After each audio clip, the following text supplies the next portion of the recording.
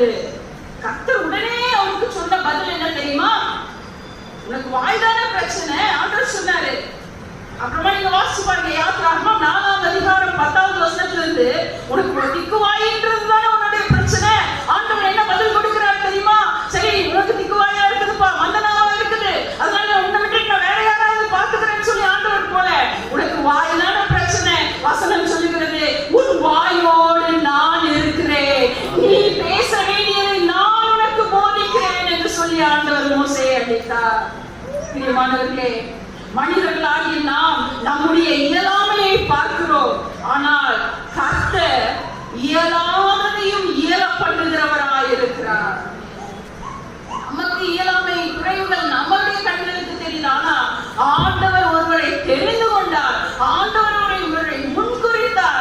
என்ன குறைவுகளாய் இருந்தாலோ அதை ஆண்டவர் நிறைவாக்கி அதை சீர்படுத்தி ஆண்டவருக்காக பிரயோஜனம் உள்ள பாத்திரமாய் ஆண்டவராலே வணைந்து கொள்ள முடியும்.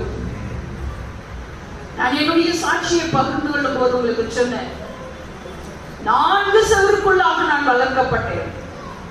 பர்தா சிஸ்டத்துல தான் வளர்க்கப்பட்டேன். பர்தா என்ற ஆணையை அணிந்து கொண்டு நான் வெளியே செல்ல வேண்டும். கைகளுக்கு கிளவுஸ், கால்களுக்கு சாக்ஸ், கண்கள் மாத்திரம் தான் வெளியே தெரியும். யாரோடு பேசுவதற்கு அனுமதி கிடையாது. சுப நிகழ்ச்சிகளுக்கு எங்களை கூட்டிட்டு போக மாட்டாங்க. துக்க வீடுகளுக்கு எங்களை கூட்டிட்டு போக மாட்டாங்க. எங்கள் வீட்டுக்கு யாராவது உறவினர்கள் வந்தாலும் கூட நாங்கள் உடனே சென்று எங்கள் அறையின் கதவை பூட்டிக் கொள்ள வேண்டும்.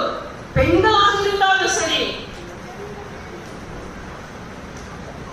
நெருங்கிய உறவினர்களோடு பேசுவதற்கு மாத்திரம்தான் அனுமதி.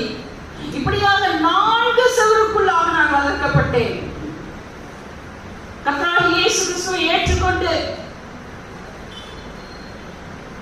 அவருடைய ஊழியத்திற்கு என்னை அந்த ஏற்றுக்கொண்ட உடனே அந்த ஊழியத்தை செய்ய வேண்டும் என்ற ஒரு வாஞ்சை ஆவியானவர் என் உள்ளத்திலே ஏற்படுத்தினபடியால் என்னை அர்ப்பணித்த போது எனக்கும் கூட இந்த மோசேயை போல அப்படிப்பட்ட கேள்விகள் தான் வந்தது. என்னால் முடியுமா? நான் எப்படி ஊழியம் செய்வது? 4 பேர் இருந்தாலே பேசுவதற்கு வாய் வராது. ஏனென்றால் அப்படி வளர்க்கப்பட்டதினாலே, ஆண்கள் முன்பதாக போவதற்கு அனுமதி இல்லாததினாலே நான் எப்படி ஊழியம் செய்ய முடியும் என்ற கேள்விகள் எனக்குள்ளே இருந்தது.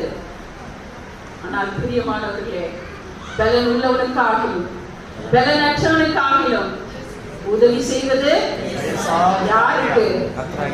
இயேசு கிறிஸ்துவுக்கு லேசான காரியம். இன்றைக்கு என்னுடைய சாட்சி பாருங்க, 4 பேர் இல்ல, 40 பேர் இல்ல, 4000 பேர் இருந்தாலும் இயேசு கிறிஸ்துவுக்காக முழங்குகிற நாவுகளையும் கிருபைகளையும் ஆவியின் பிரசன்னத்தையும் ஆண்டவர் கொடுத்திருக்கிறார். ஏன் சொல்லுமா? முடியாதுன்னு சொல்லி ஒருவேளை நான் அன்றைக்கு முடங்கி போயிருப்பேனே, ஆனால் முடக்கப்பட்ட அதே இடத்திலேயே ஒருவேளை இயேசு கிறிஸ்துவை அறிந்து அதே இடத்திலேயே இயேசு கிறிஸ்துவோடு வாழ்கிற ஒரு அனுபவத்தோடு தான் வாழ்ந்திருக்க முடியுமே தவிர, இயேசு கிறிஸ்துவுக்காக ஊழியம் செய்கிற ஒரு ஆசீர்வாதத்தை கிருபைகளை பெற்றுக் கொண்டிருக்க முடியாது. நமக்கு ஆண்டவர் ஒரு பெரிய ஒரு ஸ்தானத்தை, ஒரு இடத்தை ஆயத்தம் பண்ணி வைத்திருக்கிறார். அதை அடைவதற்கு நாம தான் முன்னேறி செல்ல வேண்டும்.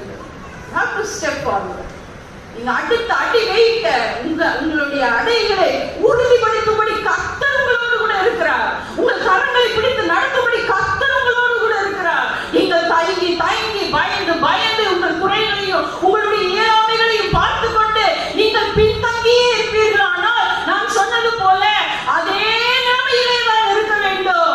ஆண்டவர் என்னோடு கூட இருக்கிறார். அவருடைய பலத்த கைகள் என்னோடு, அவருடைய ஓங்கிய புயங்கள் என்னோடு இருக்கிறது. அவர் என்னை நடத்துவார். நான் போகும் வழியே அவர் அறிந்திருக்கிறார் என்று சொல்லி உங்களுக்காக தேவன் வைத்திருக்கிற ஒரு இலக்கை நீங்கள் அடையும்படி முன்னேறும் பொழுதுதான் கானான் என்ற சுதந்திரத்தை இஸ்ரவேல் ஜனங்கள் அடையும்படியாக முன்னேறினார்கள் என்று பார்க்கிறோமே.